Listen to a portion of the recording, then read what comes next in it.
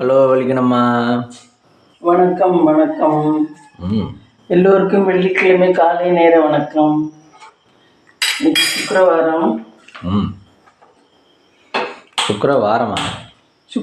ஆமாம், சுக்கிரவாரம்னா வெள்ளிக்கிழமைன்னு அர்த்தம். ம் வாரம்னா வெள்ளிக்கிழமைன்னு அர்த்தம். ம் வாரம் கிடையாது ஹிந்தியில். ஓ வாரம்னா கிழமைன்னு. இந்த இது எப்போ படிச்சிங்க? எங்களுக்கு ஹிந்தி இருந்துச்சுல்ல கேரளாவில். ம் ஹிந்தி ஒரு சப்ஜெக்ட் இருந்துச்சு. ம் அதனால் ஓ அதில் இந்த டேஸ்லாம் வருமா? டேஸ் எல்லாம் வரும், 1 to 3 வரும், இதெல்லாம் வரும். ம் அதனால் ம் சூப்பு வைப்போம். ஆ சூப்பு வச்சோம்னா வேறு சட்டை எடுத்து சூப்பு வைப்போம். இந்த இதில் கிளஞ்சி விட்டுருவோம். என்ன சூப்பு? தக்காளி சூப்பு வச்சு விட்டு ம் கேரட்டு உருளைக்கிழங்கு மசாலா, வேற ஒன்றும் இல்லை. ம் காலையிலைக்கு மம்மி? காலையிலைக்கு ஏதாவது பண்ணணும், என்ன பண்ணுறதுன்னு புரியல.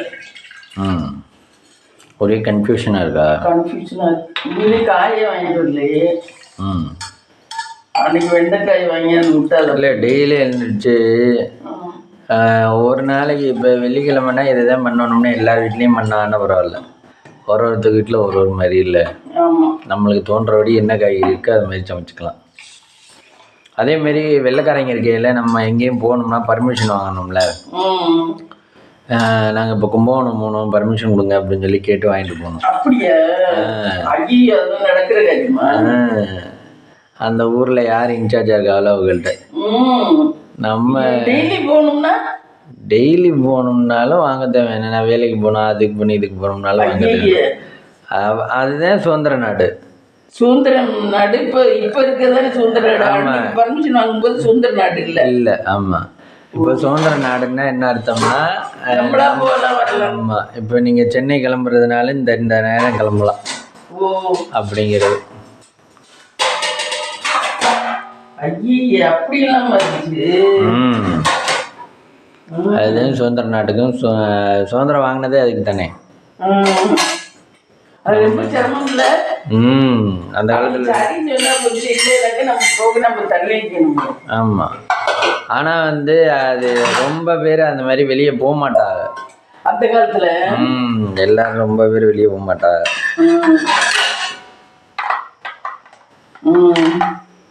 அந்த மாதிரி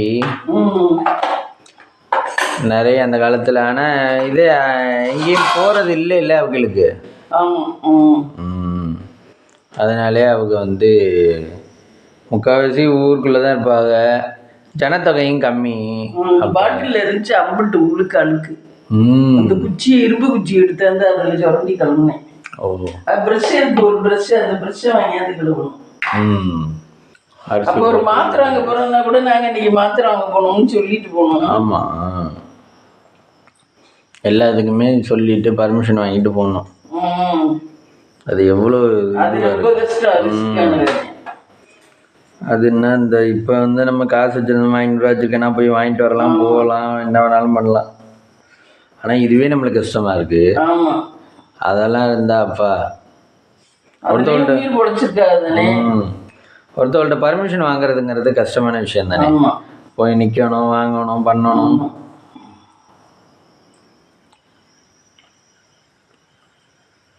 அப்புறம் நிதன்யாவை பற்றி சீரியல் ஆக்டர் செல்வம்னு ஒரு பையன் இருக்காப்புல. சீரியல் ஆக்டர் நல்லா இருப்பாப்புல, செல்வம்னு. அந்த பையன் சொல்லியிருக்காப்புல நிதன்யாவோட இது முழுக்க காரணம் அவங்க அம்மா அப்பா தான். அந்த பொண்ணு இந்த மாதிரி பண்ணிக்கிட்டு காரணம் வேற யாருமே கிடையாது. ஹஸ்பண்டு மாமியார் நிறைய பேர் வீட்டில் இப்படித்தான் இருக்காங்க. இல்ல என்ன கவின் அனுசரிச்சு போலாம்ல. எத்தனை நிறைய பேர் வீட்டில் ஹஸ்பண்ட் யாருமே அனுசரிக்கிறது இல்லை தானா. வாழ்க்கையில ஹஸ்பண்டுங்கிறவன் அனுசரிக்கிறது இல்லை. ஆனா அம்மா அப்பா உனக்கு எதுவா இருந்தாலும் நான் இருக்கேன் தைரியம் அப்படிங்கிற ஒரு தைரியம் கொடுத்துருந்தானா அந்த பிள்ளை இந்த முடிவுக்கு வந்திருக்காரு. என்ன ஆமா, முதல்ல ஃபர்ஸ்ட் பெத்தவங்க தான் நம்ம தப்பு சொல்லணும் அப்படின்னு சொல்றாரு செல்வம். அம்மா அப்பா எதா இருந்தாலும் பரவாயில்லம்மா, நீ தைரியமா இரு. நீ ரெண்டாவது புரிஞ்ச புள்ள, கார் ஓட்ட தெரியும், எல்லா வேலையும் கத்துக்கிட்ட புள்ள. அந்த புள்ள எடுக்கிற முடிவு தப்பா இருக்குமா? இல்லை மம்மி, இப்போ இந்த நேரத்தில் எல்லாருக்கும் ஒரு மாதிரியும் நம்மளுக்கு ஒரு மாதிரி நடக்கையில் அந்த இடத்துல என்ன முடிவு எடுக்கிறது? நமக்கு ஒரு மாதிரி நடக்கல, அம்மா அப்பா தான் அந்த இடத்துல தைரியம் சொல்லியிருக்கணும். தைரியம் சொல்றதை விட பாத்துக்கலாமா, நீ வாமா அப்படின்னு சொல்லியிருந்தான்னா அந்த பிள்ளை இந்த நிலைமைக்கு தள்ளப்பட்டிருக்காது. இல்லை, தைரியம் சொல்கிறத விட இவங்க அம்மா அப்பா முன்னாடி வந்து பேசாமல் வேணா இருக்கலாம், அதுக்கப்புறமா பின்னாடி இருக்க சொந்தக்காரர்களே நம்ம ஒரு கல்யாணத்துக்கு போடுறோம், காட்சி சொந்தக்கார அம்மா அப்பா வாயை அடிச்சுட்டாங்கன்னா சொந்தக்கார வாயை திறக்க மாட்டாங்க. நம்ம எந்த பிள்ளைக்குமே அம்மா அப்பா தான் ஃபர்ஸ்ட் ஒரு பெரிய தடுப்பே. புரியுதா? அம்மா அப்பா விட்டாங்கன்னா அந்த பிள்ளைய ஊர்ல பூரா பேச ஆரம்பிச்சிருவாங்க. புரியுதா உனக்கு? இப்ப என்னெல்லாம் எங்க அப்பா விட்டதுனாலதான் மத்தவங்க எல்லாம் இன்ன வரைக்கும் பேசுறாரு. என்ன, அம்மா அப்பாங்கிறது ஒரு பெரிய தடுப்பு. அவங்க பிள்ளைய அவங்க விட்டு கொடுக்கவே கூடாது. ரதனியா வந்து கில்ட்டி ஃபீலிங் வந்திருக்கும். அதுக்கு ஏன் தெரியுமா? இந்த மாதிரி வந்து அம்மா அப்பாவே ஏத்துக்க மாட்டாங்கன்னு அது நினைச்சிருச்சு. அம்மா அப்பாவே ஏத்துக்க மாட்டாங்கன்னு ஃபர்ஸ்ட் தப்பா அவங்க அம்மா அப்பா மேலதான். இன்னைக்கு அவங்க அழுகுறாங்க, ஆனா அவங்க மேலதான் தப்பு. ஆனா அவங்க அப்பா தானே சொன்னாரு, நாங்களே கொஞ்சம் அனுசரிச்சுக்கலாம் தான் சொல்றாரு. ஆமா,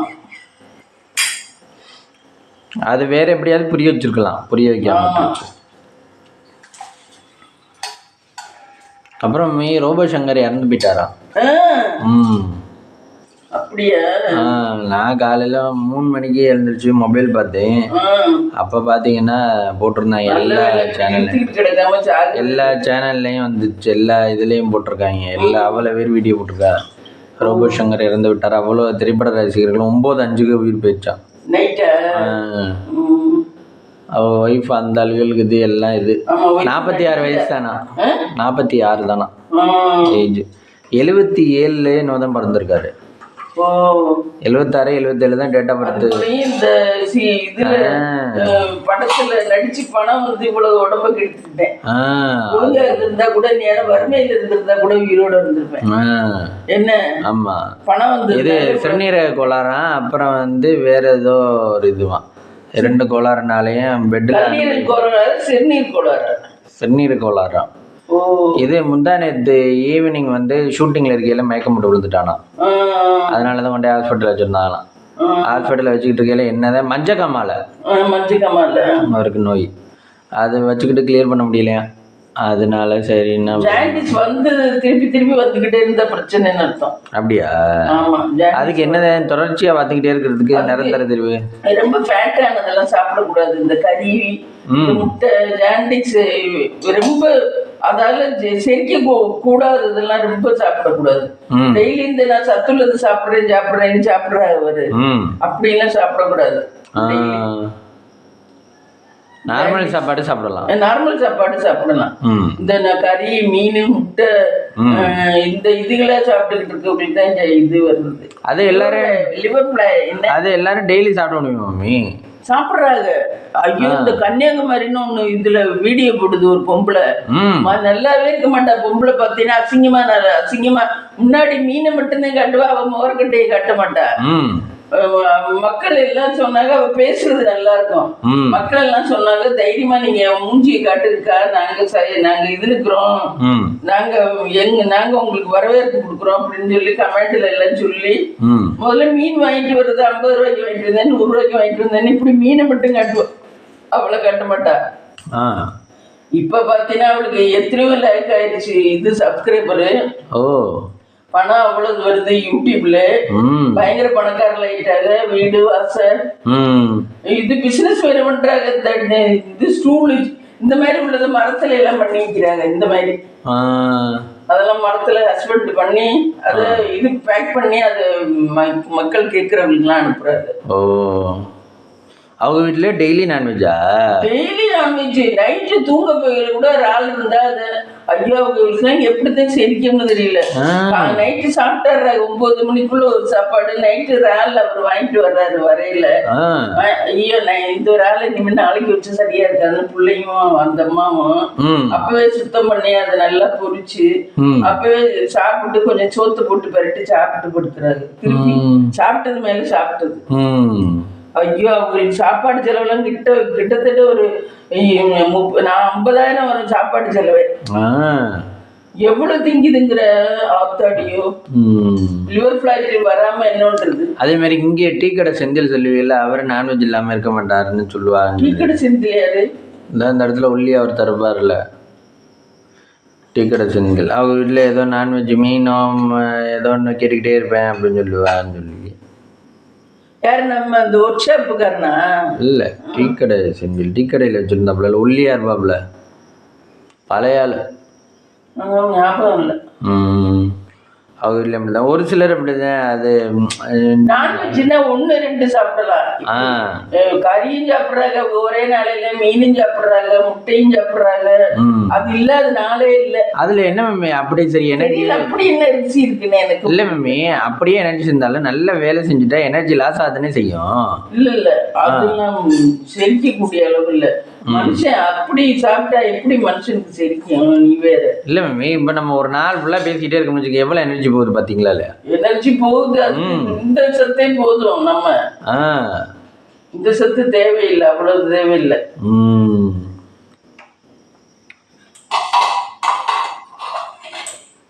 சரி, சோறு வேகட்டும்.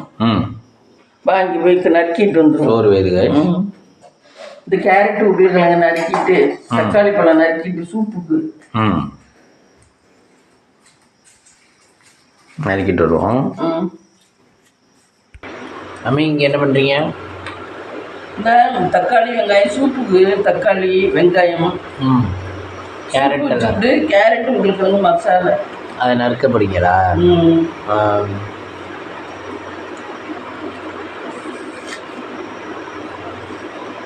சூப்பில் சைவ சூப்பு பெஸ்ட்டா, அசைவ சூப்பு பெஸ்ட்டா? அசைவ சூப்பு இந்த கால் போடுறாங்கல்ல, ஆட்டுக்கால், அதெல்லாம் நல்லா இருக்குமா? அதெல்லாம் சாப்பிடலாம்னு போட்டுருக்காங்க. அதெல்லாம் ஆனால் ரோட்டு கடையிலே போட்டு வைக்கிறாள். அப்படியா? ஆட்டுக்கால் சூப்பு சின்ன வண்டி தள்ளு வண்டி கடையிலே ஆட்டுக்கால் சூப்பு. தென்னல் சொல்லுவார், நான் ஒரு கடையில் ஆட்டுக்கால் சூப்பு குடிப்பேன், ஆனால் வந்து 4 கால் 2 கால்னு போட்டு தருவாங்க அப்படிம்பாரு. அதே மாதிரி ஆட்டுக்கால் சூப்பு நானும் பார்த்துருக்கேன். சூப்பெல்லாம் ஒரு இடத்துல கொடுப்பாங்க. அதே மாதிரி இது ஆப்பிள் நறுக்கினேன், அது தூங்கிடும் ஃப்ரெண்ட்ஸ் காலையில். ஓ, காலையிலே ஸ்நாக்ஸா? ஆமாம், ஆப்பிள் நல்லது எங்களுக்குன்னா.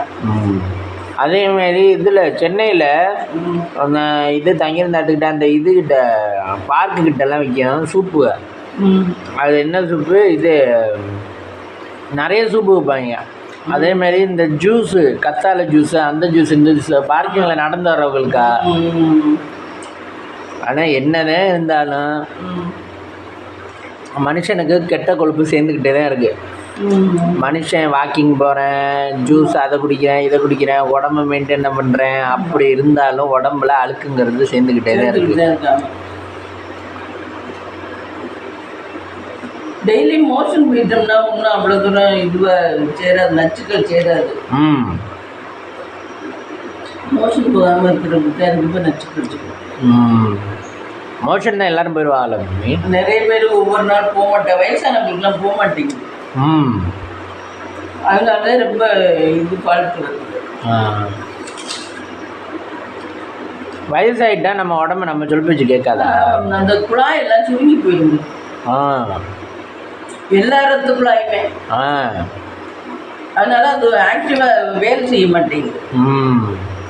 நம்ம மனசால நினைச்சாலும் வேலை செய்ய மாட்டேங்குது. ஒரு 50 வயசு வரைக்கும் தான் உடம்பா இருக்கு. அதுக்கப்புறம் வேஸ்ட். இப்போ ஆக்டர்லாம் நடிக்கிறாங்க, அதே மாதிரி தானே நடிக்கிறாங்க, அதே மாதிரி தானே உடம்பு வச்சுருக்காங்க. உள்ள அவஸ்தையா இருக்கா, அதை இருந்து பண்ணிக்கிட்டு நடிக்கிறாங்க. இதெல்லாம் நேச்சுரலாக 50 வயசு வந்தாலே வந்துடுது எல்லாருக்குமே. நாகார்ஜுன ஏதோ படத்துல சூப்பராக நடிச்சிருக்காரு. அவருக்கு 70 வயசா.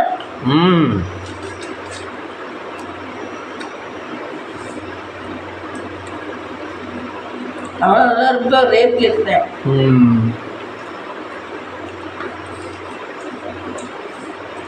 ரோபோ சங்கர் தான் பாவம், 46 வயசு 50 கூட வரல, அதுக்குள்ளே இறந்து போயிட்டாரு.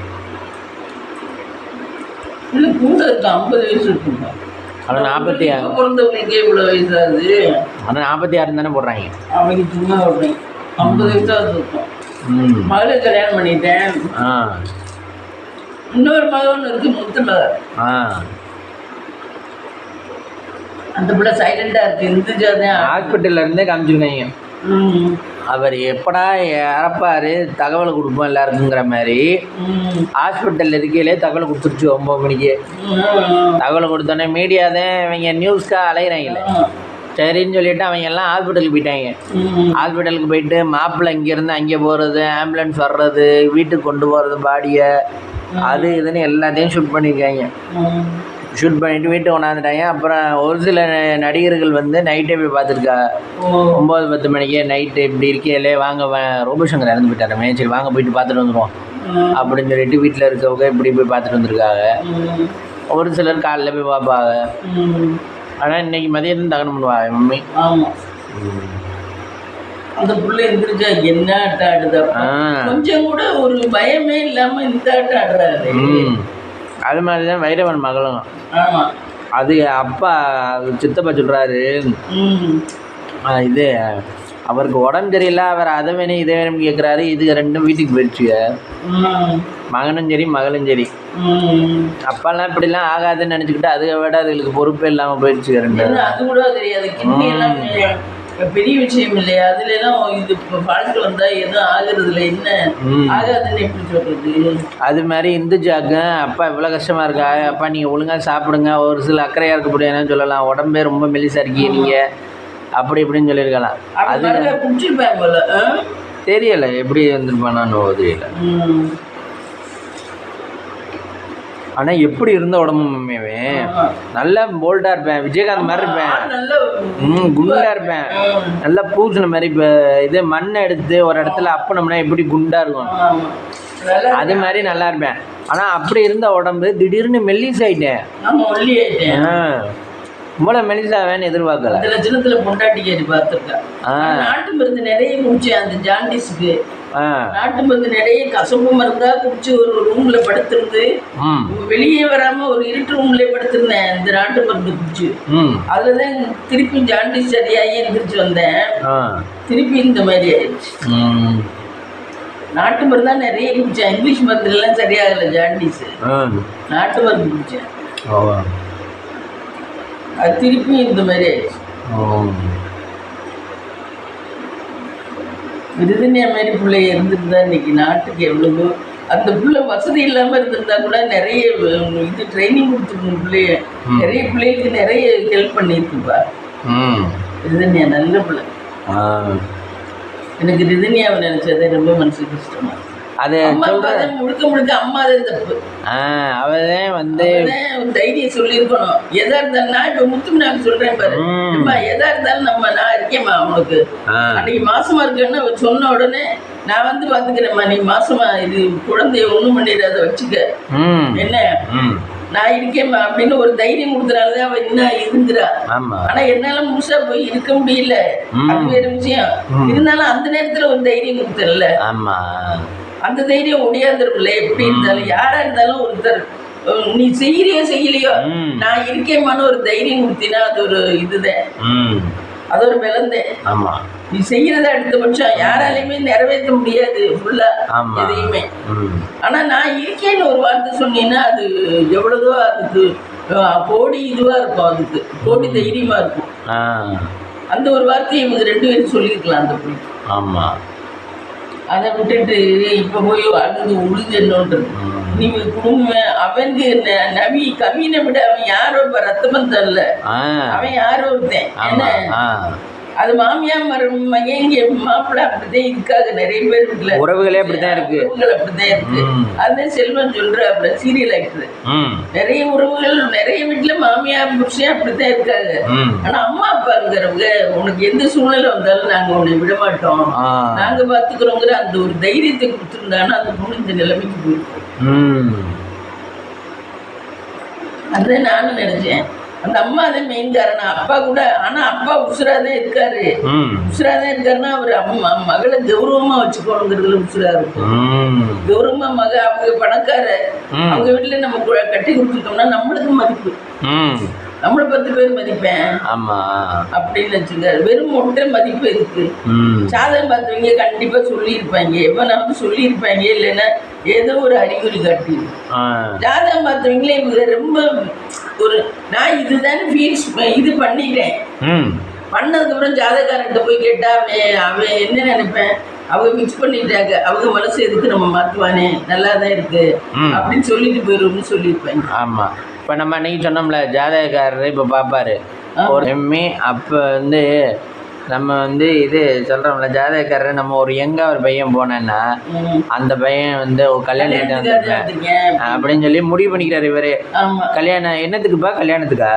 அப்போ கல்யாணம் ரிலேட்டடாக பார்க்குறாரு. அதுவே வேலைக்கு இன்னும் கொஞ்சம் சின்ன வயசு வேணா இருந்தால் வேலைக்கு. அது மாதிரி அவங்க ஜாதகக்காரர் இப்போ வந்து குடும்பமே வந்து இல்லை, குடும்பமே வந்து இப்போ வந்து கல்யாணத்துக்காக வந்து உட்கார்றாங்க. அம்மா பொண்ணு பையன் எல்லாரும் வந்து உட்காராங்கன்னு வச்சுங்க. அப்போ வந்து இந்த பையன் வசதியான வீட்டு பையனை அவங்க விரும்புகிறாங்க. அவங்க ஒரு சில விஷயங்களை தெரியும்ல, இந்த பையனை எப்படி முடிக்கணும்னு முடிவு பண்ணுறாங்க. அப்படின்னா இவங்களும் தெரிஞ்சுக்கிட்டு மாற்றி ஏன் சொல்லுவானே, கல்யாணம் முடிங்க, சூப்பராக இருக்கும், நல்லதே நடக்கும் போங்க, அவ்வளோதான். ஜாதகத்தில் உண்மையை சொன்னாங்கன்னா தானே ஜாதகம் ஏன் உண்மையை சொல்ல மாட்டேங்கிறீங்க? ஜாதகக்காரங்க சொல்லியிருந்தா கூட, ஆனால் இவங்க ஏற்றுக்கிற மனப்பக்குவத்தில் இல்லை. ஜாதகக்காரங்க சொல்லியிருந்தா கூட இவங்க அம்மா அப்பா ஏற்றுக்கிற மனப்பக்குவத்தில் இல்லை. அந்த அளவுக்கு அவங்களுக்கு பணபோதை, அப்படியே பெருமையும் பணபோதையும். இப்ப இருந்து வருத்தப்பட்டு என்ன பண்றது? என்னைக்குமே ஒரு போதை வந்து அது நல்லதாவே இருக்காது. நம்ம கொஞ்சம் தெளிவா தான் இருக்கணும். எதுலையுமே போதை அப்படியே போதையிலே போனோம்னு வச்சுக்க, அது வாழ்க்கையில எங்கேயே கொண்டு வரலாம் சறுக்கி விட்டு தான் போகுது. சறுக்கி விட்டுரும். நம்ம எப்பவுமே ஸ்டெடியா இருக்கணும் மனசு. மயக்கத்திலே போனோம்னு வச்சுக்க, அது எங்கேயாவது ஒரு நாள் கொண்டு விழித்திடும். இவங்களுக்கு இந்த பண மயக்கமும் இது பெருமையா இருக்கணுங்கிறதே மயக்கம். அதுக்காக செல்வாதே சொல்றாரு. இல்ல மம்மி, இவ்வளவு தூரம் இன்ஜினியர் படிச்சிருக்கு, எவ்வளவு ப்ராப்ளம். கார் ஓட்டுறது சின்ன திட்டமா? ஆமா, கார் ஓட்டுறது அவ்வளவு வேலையும் தெரியுது, அவ்வளவுமே கத்துக்கிட்டுருமா, அவ்வளவு பார்த்த உடனே கத்துக்கிட்டுருமா. அந்த மாதிரி ஃபுல்லா உலகத்துக்கு எவ்வளவு சப்போர்ட்டா இருந்திருக்கும். அப்போ அது என்ன நினச்சிருக்கோம், புருஷன் என்ன நம்ம சொல்கிறது கேட்கணும், நம்ம இது பண்ணுறது மட்டும்தான் நடக்கணும், அது நினச்சது மட்டும்தான் நடந்திருந்தா அது நல்லா ஹாப்பியாக இருந்தாங்கல்ல. அதை மாற்றி கடவுள் கொடுத்தனால குணமும் மாற்றிக்கவும் அனுசரிக்கவும் தெரிஞ்ச பிள்ளையாதான் இருந்துருக்கு. அது ஒன்றும் விவரம் தெரியாத பிள்ளையா இல்லை, அனுசரிக்க தெரிஞ்ச பிள்ளைனால்தான் இப்போ இந்த மாதிரி பண்ணிக்கிச்சு. அம்மா அப்பா நம்மளை ஏற்றுக்க மாட்டாங்க, அம்மா அப்பாவுனாலதான் இது பண்ணிக்கிட்டது. நம்ம கவினை மாதிரி எத்தனையோ புருஷங்க இருக்காங்க. எல்லா பிள்ளையும் சூசைட் பண்ணிக்கிறது இல்லை. அம்மா அப்பா சொல்லணும், உனக்கு நான் இருக்கேன், நீ எந்த சூழ்நிலையிலையும் உன்னையும் நாங்கள் கைவிட மாட்டோம், நாங்கள் இருக்கோம்னு சொல்லியிருந்தா அந்த பிள்ளை இவங்க அம்மா அப்பா தான் தைரியம் கொடுக்கணும். அது சின்ன பிள்ளை தானே, அந்த தைரியம் அம்மா கொடுத்துருக்கணும். இப்போ உட்காந்து அழுது உழுது என்னன்றது, இப்படியாப்பட்ட பிள்ளைய விட்டுட்டு. அக்கா தங்கச்சி இருந்தாலும் அதுக்கிட்ட ஷேர் பண்ணிக்கலாம். அக்கா தங்கச்சிலாம் அம்மா அப்பா மாதிரி வரவே வராது. அம்மா அப்பா தான் ஃபர்ஸ்ட் ஒரு பிள்ளைக்கு சேஃப்டி அமையணும். அது அமையலைன்னு வச்சுக்க, மற்ற உறவெல்லாம் பேசிட்டு அது அமைஞ்சிருச்சுன்னா அவன் வாழ்க்கையில ஜெயிச்சுட்டேன்னு அர்த்தம். இப்போ சின்ன பிள்ளைகள்லாம் இந்த யூடிசி பண்ணுறாங்க, அது பண்ணுறாங்க, இது பண்ணுறாங்கிறது இல்லை. அதுலேயும் ஒரு சில பிள்ளைய தப்பான முடிவு எடுத்துறதுக்கு இல்லை. இது ஒரு சில பிள்ளைய அப்பா அம்மாட்ட இந்த சொல்லணும் போய் போலீஸ்லாம் போய் இது பண்ணுறாங்கல்ல. உங்களுக்கு எந்த பொம்பளை பிள்ளைகளுக்கு எந்த பிரச்சனை இருந்தாலும் முதல்ல அப்பா அம்மாட்ட ஷேர் பண்ணுங்க, அப்பா அம்மாட்ட ஷேர் பண்ணுங்க அப்படின்னு சொல்கிறாங்க. ஆனால் அந்த பிள்ளைகளும் அப்படி தான் பயப்படுதுங்க, அப்படி தான் மறைக்குதுங்க விஷயத்தை. அப்பா அம்மாட்ட சொன்னால் இன்னும் பெருசாக இருக்கும். நிறைய அம்மா அப்பா அனுசரிக்க மாட்டேங்கிறாங்க, லவ் மேரேஜ் எடுத்துக்க மாட்டேங்கிறாங்க. அவங்களுக்கு அவங்க மென்டாலிட்டியிலே போகணும்னு நினைக்கிறாங்க, பிள்ளைகளுக்கு அனுசரிக்கணும்னு நினைக்கிறது இல்லை. நிறைய பேர் அப்படிதான் இருக்காங்க உலகத்துல. பணக்கார கூட அவங்களுடைய கௌரவத்துக்கு எந்த இழிவும் வந்துடக்கூடாதுன்னு நினைக்கிறாங்க. அதனால பிள்ளைய சூசைட் பண்ணுவாங்க. இப்போ கம்யூனிட்டி, இந்த கம்யூனிட்டினா இந்த கம்யூனிட்டியிலே தான் இருக்கணும்னு இருக்கிறாங்க. கம்யூனிட்டி மாறின வர்க்கத்துல தான் நம்ம கல்யாணம் பண்ணணும். பணம் காசு இருக்கிற இடத்துல கல்யாணம் பண்ணணும். ஒண்ணும் இல்ல, அதை கட்டிக்கிட்டு நான் அதுக்கு பொறுப்புல அந்த கல்யாணத்தை நடத்தி வைக்க மாட்டேன். அவன்கிட்ட இருந்து அவனை பிரிக்கிறது, இந்த மாதிரி வேலையெல்லாம் பார்க்குறா. சில பேர் இந்த இதில் சொல்கிறோம்ல, இந்த இதுவா சுஜித்து, அந்த அந்த பொண்ணோட தம்பி கொன்னே விட்டான்ல அவனை, திருநெல்வேலி. அவன் வந்து இது இந்த சமுதாயத்து பையன், தாழ்ந்த சமுதாயம் பையன். இந்த பொண்ணு கொஞ்சம் ரிச்சான பொண்ணு, அப்பா அம்மா ரெண்டும் கவர்மெண்ட் போலீஸ். இது நல்லா பழகுற வரைக்கும் அவன்கிட்ட இழிச்சு இழிச்சு பழகிருச்சு. பழகிட்டு இப்போ அவன் இது கல்யாணம்னு வரையில எனக்கு தெரியாதுப்பா, நானும் அவனும் ஆனால் லவ் பண்ணோம், எனக்கு தெரியாதுன்றுச்சு. சுஜித்துன்னு அது தம்பி போய் அவனை ஒரு இடத்துக்கு வர சொல்லி கத்தியால வெட்டி கொண்டு விட்டேன்ல. அந்த பிள்ளைல ரிதன்யாவோட சேர்க்காத. ரிதன்யா கேரக்டரே வேற. ரிதன்யா சொக்க தங்கம். நம்ம இப்ப தாரணேஜ் சொல்றோம் பாரு, அந்த மாதிரி ரிதன்யா நல்ல மனசு. ஆமா, சின்ன பிள்ளைல இருந்தே அந்த பிள்ளை நல்ல பிள்ளையா தான் வளர்ந்துருக்கும். சின்னதுல இருந்தே ரிதன்யா மாதிரி பிள்ளைலாம் 100ல் 1 தான் கிடைக்கும். நீ இந்த இப்ப சொன்னியா பாரு, அந்த பிள்ளைலாம் அதுல எல்லாம் இந்த செல்ஃபிஷா இருக்குது சேர்க்காத. இந்த கணக்குலயே சேர்க்காது. அந்த பிள்ளைலாம் சும்மா இவன் இல்லைன்னா இவன், இவன் இல்லைன்னா இவன் அப்படின்ட்டு போறது. இந்த பிள்ளை ரிதன்யாவுக்கு கால் தூசி கூட வராது. ரிதன்யா வந்து பூமியில அவதரிச்ச ஒரு இதுன்னு சொல்லணும். ஆமா, அதை பத்தி சொன்னாலுமே எவ்வளவு நல்ல விஷயங்கள் நடக்குது. அது பாவம் நல்ல ஆத்மா. எனக்கு ரிதன்யா மாதிரி பிள்ளை அப்பா. ஆனா இவங்க பெற்றவங்க ரொம்ப மிஸ் பண்ணிட்டாரு. உனக்கு என்னவா இருந்தாலும் நான் இருக்கேம்மா வாமா அப்படின்னு மறுகல்யாணம் பண்ணி அதை கல்யாணம் பண்ணி வாழ வச்சிருந்தானா ஏன்னா அது அவ்வளவு விருட்சமா வளர்ந்துருக்கும். பிள்ளை குட்டி எல்லாம் பெற்று அவ்வளவு பெருமை தேடி. அதை விட்டுட்டு பெரிய இவங்க இதுன்னு சொல்லி சொன்னனால அம்மா அப்பா மேலதான் கோவமே வருது. இப்படி பிள்ளை கிடைக்குமா இனிமே? ஆமா, இப்படி மனசு நல்ல மனசு. ஆனா இப்படிப்பட்ட இது துப்பில்லாத பிள்ளையும் இல்ல, துப்போட உள்ள பிள்ளை. யோசிச்சு பாரு, துப்பில்லாத பிள்ளையா இருந்தாலும் இதை எத்தனை ஆண்டு நம்ம தாங்குறதுங்களாம். கார் ஓட்ட தெரியுது, பிசினஸ் பண்ண தெரியும், எல்லா பிசினஸ்ல ஹெல்ப் பண்ணிருக்க அப்பாவுக்கு, எல்லாருக்கும் தெரியுது. என்னவோ நமக்கு மக்களுக்கு ஆனா தலைவிதி முடிஞ்சு போச்சு மம்மி. ஆமா, அதனாலதான் ஜாதகக்காரங்களையும் சொல்லல. அதையும் யோசிக்கணும். ஜாதகம் வந்து எக்காரணம் ஒன்றும் இதாகாது, மாற்றம் ஆகாது. அந்த பிள்ளைக்கு விதியும் முடியணும்னு இருந்திருக்கு. சரி மம்மியா, அந்த விதி இந்த மாதிரி பிரச்சனைக்கு தானே குலதெய்வத்தை கும்பிட்றோம். குலதெய்வத்தையும் கும்பிட்டுருப்பாங்கல்ல. குலதெய்வத்தை கும்பிட்டாலாம் எனக்கு தெரியல. அவங்க போதையில இருக்காரு. கல்யாணம் பண்ணியே ஆகணும் அப்படின்ற போதையில இருக்காரு. அப்படிங்கல கல்யாணம் பண்ணியானா அது கவினுக்கே இவ்வளவு பெரிய பணக்கார இடத்துல நாங்க 300 பவுன் 500 பவுன் கொடுத்தோம். இந்த ஒரு போதையிலே தெரிஞ்சிருக்காரு அவங்க அம்மா மட்டும்.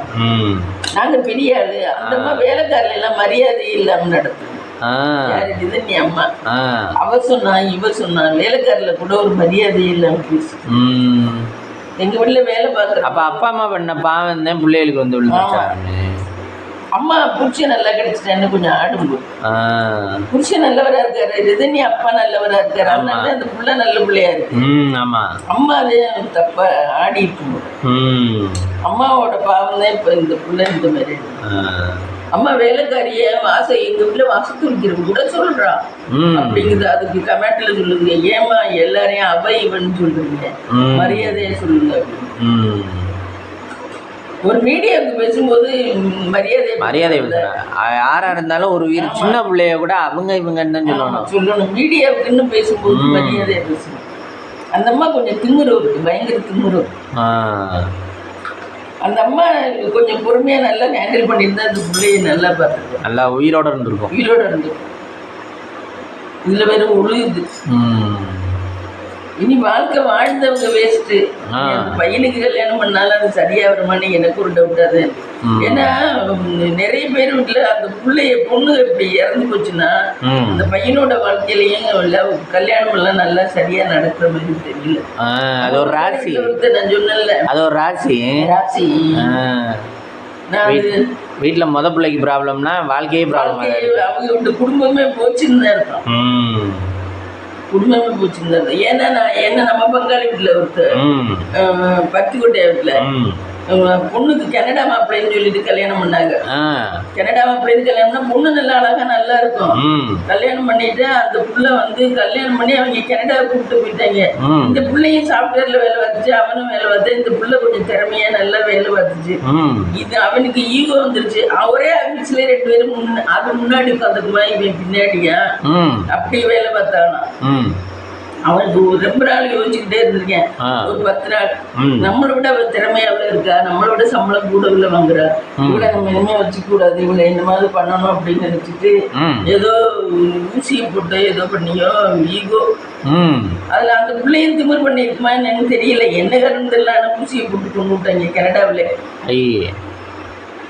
இது ஏன் வீட்டில் இப்போ அது திறமையா இருந்தா என்ன? எத்தனையோ ஒய்ஃபுக்கு திறமையா இருந்தா மனசு அது ஒத்துக்காது. ஒய்ஃபு திறமையா இருந்தா நம்மளை மதிக்க மாட்டாங்களேன்னு நினைப்பாங்க. நிறைய பேர் அது அந்த மாதிரி நினைக்கிற இதுவும் இருக்கு. ஒரு சில கேட்டகிரிகள், ஒரு சில கேட்டகிரிகள் நம்ம வீடு தானே பொண்டாட்டி சொன்னா இருக்காங்க. ஒரு சில கேட்டகிரிகள் ஐயோ நம்ம தான் ஆம்பளை உஸ்தியா இருக்கணும், நம்ம ஐயாவெல்லாம் அந்த டைப்பு என்ன அந்த மாதிரி இருக்க ஆம்பளைகளுக்கு பொம்பளை நல்லா இதுவாயிட்டா மனசு ஏற்றுக்காது. அந்த மாதிரி அந்த பொண்ணு பொண்ணே விட்டாங்க. அப்புறம் ஃப்ளைட்ல செத்து போச்சுன்னு சொல்லி அப்புறம் எல்லாரும் இங்க வந்து இங்க எல்லாம் பண்ணாங்க. கடைசி பார்த்தீங்கன்னா அதுக்கு தம்பி ஒருத்தன் என்ன, அந்த பொண்ணுக்கு தம்பி துபாயில வேலைக்கு அவனுக்கு ஒரு கல்யாணம் பண்ணு திருப்பி வந்து கல்யாணம் பண்ண. பணம்னா அவ்வளவு பணம் ஃப்ரெண்ட்ஸ் அவங்க வீட்டுல, அவ்வளவு பணம் இருக்கு அவங்க வீட்டுல. தம்பிக்கு வந்து கல்யாணம் பண்ணாங்க. அவன் துபாயில வேலைக்கு இருந்தேன், அவனுக்கு கல்யாணம் பண்ணாதுல அதுவும் விளங்கல. அந்த பொண்ணும் டைவர்ஸ் ஆகி போயிடுச்சு. அவன் பையன் துபாயில தான் இருக்கேன், பங்காளி வீட்டுக்கெல்லாம் வர்றதில்லை, ஒண்ணுக்கும் வரதில்லை, போறதில்லை, எதுக்குமே வரதில்லை. அவன் டைவர்ஸ் ஆயிடுச்சு. கல்யாணம் பண்ண பொண்ணா டைவர்ஸ் பண்ணிட்டேன். அந்த பொண்ணு நல்லாவே இருக்கு அது பாக்குறதுக்கு. அதனால அந்த பொண்ணை டைவர்ஸ் பண்ணிட்டேன். அவன் பாட்டுக்கு அங்க என்ன எப்படி வாழ்றான்னு தெரியல. துபாயில இங்க வர்றதே கிடையாது. குடும்பமே வீணா போச்சு. அந்த ஆட்சி மயக்கம் போட்டு விழுகுது. என்ன குடும்பமே வீணா போச்சு. என்னமோ இடமா வாழ்க்கையை வளர்ந்துட்டு இருக்காங்க. அதனால பொண்ணு வாழ்க்கை நிறைய இடத்துல நான் பார்த்துருக்கேன். இது நான் ஒரு இதுவா தான் சொல்றேன். பிள்ளையோட வாழ்க்கை நல்லா இருந்தா தான் அடுத்த பிள்ளையோட வாழ்க்கையும் நல்லா இருக்கும். என்னென்ன நறுக்கிங்க? இந்த இது கேரட் உருளைக்கிழங்கு நறுக்கிட்டேன். சூப்புக்கு வெங்காயம் தக்காளி நறுக்கிட்டேன். காலையில் பார்த்தீங்கன்னா சேமியா உப்புமா கிளறிட்டு இருக்கேன். சேமியா உப்புமா காலையில். மதியத்துக்கு சுட சுட சாதம், சூப்பு, தக்காளி சாதம் சூப்பு, பருப்பு பாசி பருப்பெல்லாம் போட்டு சூப்பு, இது இது உருளைக்கிழங்கு கேரட்டு மசாலா. இதான் ஃப்ரெண்ட்ஸ் இன்னைக்கு நம்ம வீட்டில் லஞ்ச். வாங்க சாப்பிடலாம். இந்த வீடியோ பிடிச்சிருந்தா லைக் பண்ணுங்கள், ஷேர் பண்ணுங்கள், கமெண்ட் பண்ணுங்கள், சப்ஸ்கிரைப் பண்ணுங்கள்.